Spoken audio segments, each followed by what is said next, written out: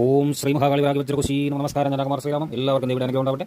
അപ്പോൾ ഇന്ന് ഉത്രം 2, 3, 4 പാദങ്ങളും അത്തം നക്ഷത്രവും ചിത്തിര 1, 2 പാദങ്ങളും അടങ്ങുന്ന കന്നിക്കൂറുകാരുടെ കൂറുഫലമാണ് പറയാൻ പോകുന്നത്. വ്യാഴം 10, 11 ഭാവങ്ങളിലും ശനി 7 ഭാവത്തിലും രാഹു 6 ഭാവത്തിലും സഞ്ചരിക്കുന്ന കാലമാകയാൽ ജീവിത വിജയവും ഉയർന്ന സ്ഥാനലബ്ധിയും സാമൂഹിക അംഗീകാരവും ഉണ്ടാകാം. എന്നിരുന്നാലും വിവാഹത്തിലൂടെയോ പങ്കാളിത്തത്തിലൂടെയോ സാമ്പത്തിക നഷ്ടം ഉണ്ടാവാൻ സാധ്യതയുണ്ട്. എന്നിരുന്നാലും പ്രവർത്തന മേഖലയിൽ ശത്രുക്കളെ പരാജയപ്പെടുത്തി മുന്നേറുവാൻ അവസരങ്ങൾ വന്നുചേരും. ഫലങ്ങൾ പൂർണ്ണമായും കേൾക്കാൻ ശ്രമിക്കുക. ദോഷഫലങ്ങൾ പറയുന്ന ആ കാലയളവിൽ ഒരു മുൻകരുതൽ എടുക്കാൻ ശ്രമിക്കുക. ചിങ്ങമാസത്തിൽ കാര്യതടസ്സം നേരിടുമെങ്കിലും ഒടുവിൽ ഫലം കാണും. നല്ല പ്രവർത്തികൾക്ക് അത്ര നല്ല ഫലം കിട്ടിയെന്ന് വരില്ല. അതുകൊണ്ട് മനോവിഷമം ഉണ്ടായിട്ട് കാര്യമില്ല, പൂർഫലമാണെന്ന് തിരിച്ചറിയുക. എന്നാൽ പല വിധത്തിലുള്ള ധനലാഭവും കുടുംബത്തോടൊത്തുള്ള ആഘാത ജീവിതവുമായിരിക്കും.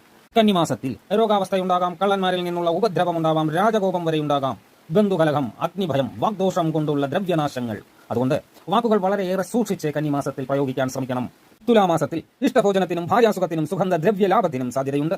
എന്നിരുന്നാലും അന്യന്മാരെ കൊണ്ടോ അകന്നിരുന്ന സുഹൃത്തുക്കളെ കൊണ്ടോ വഞ്ചിക്കപ്പെടാൻ സാധ്യതയുണ്ട്. വൃശ്ചികമാസത്തിൽ മേലധികാരികളിൽ നിന്നും ബഹുമതി കിട്ടാനിടയുണ്ട്, സ്ഥാനക്കയറ്റം കിട്ടാനിടയുണ്ട്, ശത്രുനാശത്തിനിടയുണ്ട്, ധനലാഭവും വന്നു ചേരാൻ സാധ്യതയുണ്ട്.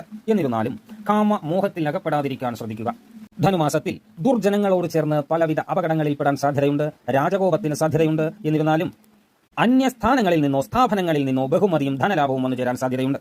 മകരമാസത്തിൽ ധനലാഭം വന്നു ചേരും, പുത്രലാഭമുണ്ടാകും, ബന്ധുഗുണമുണ്ടാകും, ഗുരുക്കന്മാരുടെ ആശീർവാദം ഉണ്ടാകും, കുടുംബത്തിൽ ഐശ്വര്യവും അഭിവൃദ്ധിയും ഉണ്ടാകും. എന്നിരുന്നാലും അപ്പോഴും ദുർജനവാസത്തിന് സാധ്യതയുണ്ട്. കുംഭമാസത്തിൽ ഉന്നത സ്ഥാനലാഭമുണ്ടാകും, കാര്യവിജയമുണ്ടാകും, ധനലാഭമുണ്ടാകും. എങ്കിലും സന്താനങ്ങളുടെ കാര്യത്തിൽ അല്പം ശ്രദ്ധ കൂടുതൽ വേണം.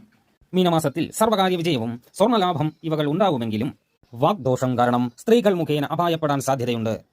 മേടമാസത്തിൽ ഗ്രഹ ഉപകരണങ്ങൾ വാങ്ങാനും സ്ത്രീകളെ കൊണ്ടും രത്നങ്ങളെ കൊണ്ടും സുഖാനുഭവങ്ങൾ ഉണ്ടാകും. എങ്കിലും ഉദരനേത്ര രോഗങ്ങൾക്കും കുടുംബ കലഹത്തിനും സാധ്യതയേറെയുണ്ട്. ഇടവമാസം വളരെയേറെ ശ്രദ്ധ വേണം. സ്ത്രീകളിൽ നിന്ന് വെറുപ്പുണ്ടാകാൻ സാധ്യതയുണ്ട്. സർക്കാർ നടപടികൾ സ്വീകരിക്കേണ്ടതായി വരും. ഒടുവ് ചതവ് ഉണ്ടാകാൻ സാധ്യത, മനോവിഷമം ഉണ്ടാകാൻ സാധ്യത. മിഥുനമാസത്തിൽ സർവ്വശത്രുനാശമുണ്ടാകും, ധനലാഭമുണ്ടാകും, സ്ത്രീ സുഖം, സുഗന്ധദ്രവ്യലാഭം, ബന്ധുക്കളെ കൊണ്ട് ഗുണാനുഭവങ്ങൾ ഉണ്ടാകും. കർക്കിടക മാസത്തിൽ ഇഷ്ടകാര്യ സാധ്യത്തിന് കാലതാമസം വരുമെങ്കിലും ധനലാഭവും സർവ്വ ഐശ്വര്യങ്ങളും ശത്രുനാശവും ദ്രവ്യലാഭവും വസ്ത്രലാഭവും സ്വർണ്ണലാഭവും വന്നു ചേരാൻ സാധ്യതയുണ്ട്. ഈ കൂറുകാർ ചെയ്യേണ്ട ചില വഴിപാടുകൾ കൂടെ ഞാനിവിടെ പറയാം. ഉത്രം നാൾ തോറും ശാസ്താവിന് എള്ളുപായസം സമർപ്പിക്കുക. പക്കം നാളിൽ കറുക ഹോമം നടത്തുക. തിരുവാതിര നാളിൽ മഹാദേവന് ഇളനീർധാരയും നടത്തി പ്രാർത്ഥനയ്ക്ക് ശക്തി കൂട്ടുക. ഇത്തരത്തിൽ ദോഷഫലങ്ങളുടെ കാഠിന്യം കുറയ്ക്കാൻ പ്രത്യേകം ശ്രദ്ധിക്കുക. അപ്പോൾ എല്ലാവർക്കും ദേവിയുടെ അനുഗ്രഹം ഉണ്ടാവട്ടെ. അപ്പോൾ നമ്മുടെ ചാനൽ ലൈക്ക് ചെയ്യാൻ മറക്കണ്ട, സബ്സ്ക്രൈബ് ചെയ്യാൻ മറക്കണ്ട, കമന്റ് ചെയ്യാൻ മറക്കണ്ട, ഷെയർ ചെയ്യാൻ മറക്കണ്ട.